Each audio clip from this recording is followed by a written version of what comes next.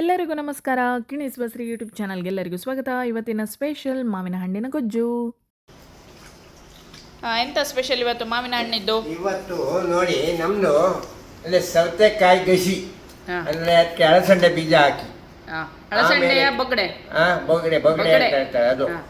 ಆಮೇಲೆ ಕ್ಯಾಬೇಜು ಪಲ್ಯ, ದಾಳಿ ತೋವೆ, ಸಾರು, ಮತ್ತೆ ಮಾವಿನ ಹಣ್ಣಿನ ಗೊಜ್ಜು. ಅದಕ್ಕೆ ಕೊತ್ತಂಬರಿ ಬೆಳ್ಳುಳ್ಳಿ ಎಲ್ಲ ಹಾಕಿ ಭಾರಿ ಟೇಸ್ಟ್ ಒಳ್ಳೇದಾಗ್ತದೆ. ಈಗ ಮಾವಿನ ಹಣ್ಣು ತೊಳಿತಾ ಇದ್ದೇನೆ. ಆಯ್ತು.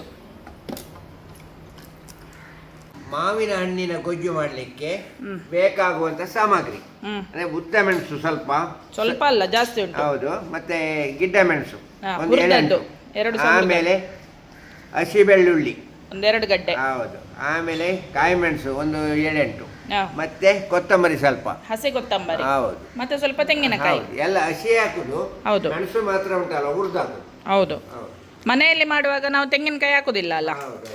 ಅಲ್ಲ, ಅದು ತೆಂಗಿನಕಾಯಿ ಹಾಕಿದ್ರೆ ಸ್ವಲ್ಪ ಒದಗುತ್ತದೆ.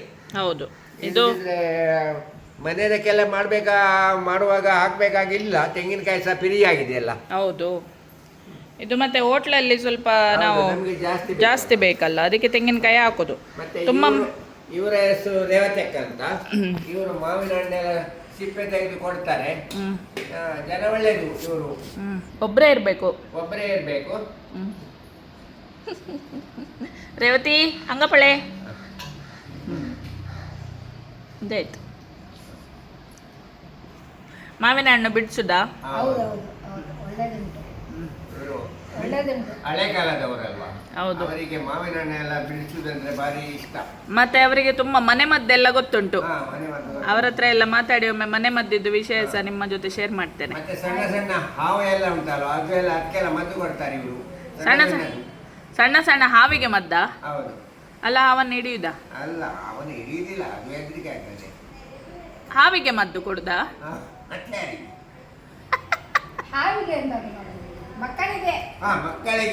ಮಕ್ಕಳಿಗೆ ಮದ್ದು ಕೊಡುದಾ? ಅಂದ್ರೆ ಇದು ಜೇಡ ಹೆಚ್ಚಿದ್ರೆ, ಕೊಂಬಕ್ಕೆ ಹೆಚ್ಚಿದ್ರೆ, ಮತ್ತೆ ಕಡೆಗೆ ಇದು ಉಂಟಲ್ಲ, ಎಂತ ಕಂಟೆಗೋಣಿ, ಕಂಟೆಗೋಣಿ ಕಚ್ಚಿದ್ರೆ. ಹೌದು, ಮತ್ತೆ ಕಂಚಿಗಾರ ಕೊಟ್ಟಿದ್ರೆ, ಕೂಂಡೆಯಲ್ಲಿ ಕಚ್ಚಿದ್ರೆ ಅದಕ್ಕೆಲ್ಲ ಸಣ್ಣ ಸಣ್ಣ ಮದ್ದೆಲ್ಲ ಕೊಡ್ತಾರಲ್ಲ. ನಾಟಿ ವೈದ್ಯೆ ರೇವತಿ. ನಾಟಿ ವೈದ್ಯ ಅಂತ ಹೇಳ್ತಾರೆ ಅವರಿಗೆ. ಅದೇ ದೊಡ್ಡ ದೊಡ್ಡ ಹಾವಿಗೆಲ್ಲ ಕಚ್ಚಿದ್ರೆ ಉಂಟಲ್ಲ, ಇವರು ಮದ್ದು ಕೊಡುದಿಲ್ಲ. ಅಂದ್ರೆ ಇವರು ಮದ್ದು ಕೊಟ್ಟರೆ ಅವ್ರ ಮತ್ತೆ ಹುಷಾರಾಗುದಿಲ್ಲ.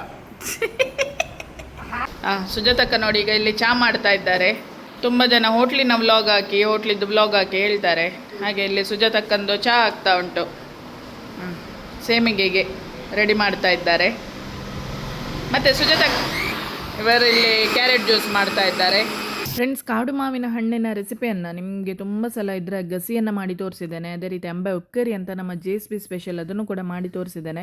ನಮ್ಮ ಹೋಟ್ಲಲ್ಲೂ ಅಷ್ಟೇ ಕಾಡು ಮಾವಿನ ಹಣ್ಣಿನ ಸೀಸನಲ್ಲಿ ತುಂಬ ಸಲ ನಾವು ಗಸಿಯನ್ನು ಮಾಡಿದ್ದೆವು, ಅಂಬೆ ಉಕ್ಕರಿ ಮಾಡಿದ್ದೆವು. ಅದೇ ರೀತಿ ಗೊಜ್ಜನ್ನು ಕೂಡ ಮಾಡ್ತಾ ಇರ್ತೇವೆ ಆವಾಗವಾಗ. ಹಾಗೆ ಈ ವಿಡಿಯೋವನ್ನು ನಿಮ್ಮ ಜೊತೆ ಶೇರ್ ಮಾಡ್ತಾ ಇದ್ದೇನೆ. ಇದು ಆ್ಯಕ್ಚುಲಿ ತುಂಬ ದಿನದ ಹಿಂದೆದ್ದು ವಿಡಿಯೋ. ಅಂದರೆ ಎಂತ ಗೊತ್ತುಂಟ, ವೀಡಿಯೋ ಹಾಕಲಿಕ್ಕೆ ಟೈಮ್ ಸಿಗೋದಿಲ್ಲ. ಯಾವಾಗಲೂ ಹೇಳ್ತಾ ಇರ್ತೇನೆ, ಮೇರ್ನದ ಒಂಜೇ ಯಾಪಲ ಪಂಪಿನೇ ಪಂಪುನ ಅಂತ ನೀವು ಎಣಿಸ್ಬೋದು. ಅದೇ ಹಾಗೆ ಟೈಮ್ ಸಿಗೋದಿಲ್ಲ ವೀಡಿಯೋ ಮಾಡಲಿಕ್ಕೂ, ವೀಡಿಯೋ ಎಡಿಟಿಂಗ್ ಮಾಡಿ ನಿಮ್ಮ ಜೊತೆ ಶೇರ್ ಮಾಡಲಿಕ್ಕೂ ಅಷ್ಟೇ. ಹಾಗೆ ಇನ್ಸ್ಟಾಗ್ರಾಮ್ ರೀಲ್ಸ್ ಆದರೆ ಎಲ್ಲ 1.5 ಮಿನಿಟಲ್ಲಿ ಅದಾಗ್ತದಲ್ವ. ಹಾಗೆ ರಪ್ಪ ಒಂದು ಸ್ಟ್ರೈಟ್ ವೀಡಿಯೋಸ್ ಎಲ್ಲ ಮಾಡಿ ಶೇರ್ ಮಾಡ್ತೇನೆ. ಹಾಗೆ ಈಗ ಗೊಜ್ಜಿಗೆ ನೋಡಿ ಸ್ವಲ್ಪ ಬೆಲ್ಲ ಮತ್ತು ಉಪ್ಪನ್ನು, ರುಚಿಗೆ ತಕ್ಕ ಬೆಲ್ಲ, ರುಚಿಗೆ ತಕ್ಕ ಉಪ್ಪನ್ನು ಕೂಡ ಹಾಕಿ ಗ್ರೈಂಡ್ರಲ್ಲಿ ರುಬ್ತಾ ಇದ್ದೇನೆ. ಹಾಗೆ ಮಾವಿನ ಹಣ್ಣು ಸಿಪ್ಪೆಲ್ಲ ಬಿಡಿಸಿ ಸಿಪ್ಪೆ ಸಮೇತ ಈ ಗೊಜ್ಜಿಗೆ ಮಸಾಲೆಯನ್ನು ಬೆರೆಸೋದು. ಭಾರಿ ಚೆಂದ ಆಗ್ತದೆ ಇದು ಗೊಜ್ಜು. ಒಂದು ಬಟ್ಲು ಗಂಜಿ ಊಟ ಮಾಡ್ಬೋದು.